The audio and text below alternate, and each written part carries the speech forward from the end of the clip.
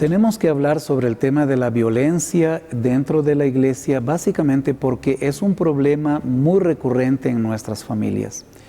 Hipotéticamente uno podría pensar que no es un tema para cristianos o que cristianos han superado ese tipo de taras, prejuicios y traumas del pasado y formas ridículas de tratar al otro.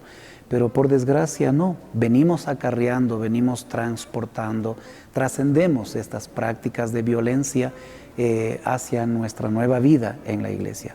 Pero no solamente debemos hablar del tema de violencia en la iglesia porque tenemos el problema dentro, sino, y yo diría y sobre todo, porque es la responsabilidad ética y social de la Iglesia de Cristo el tratar estos temas, el modelarle al mundo el nuevo estilo de vida del que tanto pregonamos.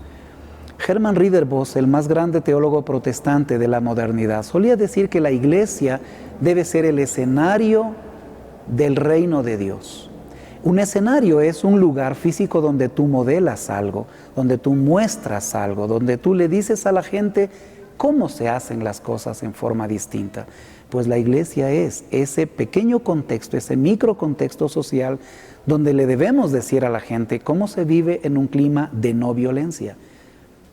Por eso es que la iglesia tiene además que tratar el tema de la violencia para entender, para trascender los principios morales, éticos, los principios axiológicos, en una palabra, de las Sagradas Escrituras, en pro de una cultura de paz. Necesitamos generar una cultura de paz en nuestra sociedad, pero una cultura de paz que debe generarse, germinar desde nuestro entorno familiar. La iglesia tiene que entender que predicar el evangelio no solamente significa decir que el hombre es pecador y que necesita de Jesucristo como su Redentor. Esa es la esencia elemental del Evangelio, pero el Evangelio implica muchos más elementos éticos de vida, como el de vivir en un contexto de paz, en un contexto de no violencia, en respetar al otro como un ser humano, como persona, en celebrar en el otro la imagen de Dios. Cada persona, independientemente de si es o no creyente en Cristo, tiene la impronta de la imagen de Dios. Y ese detalle per se merece que sea tratado en un clima de no violencia, de paz, de respeto. Siembra paz, cosecha vida.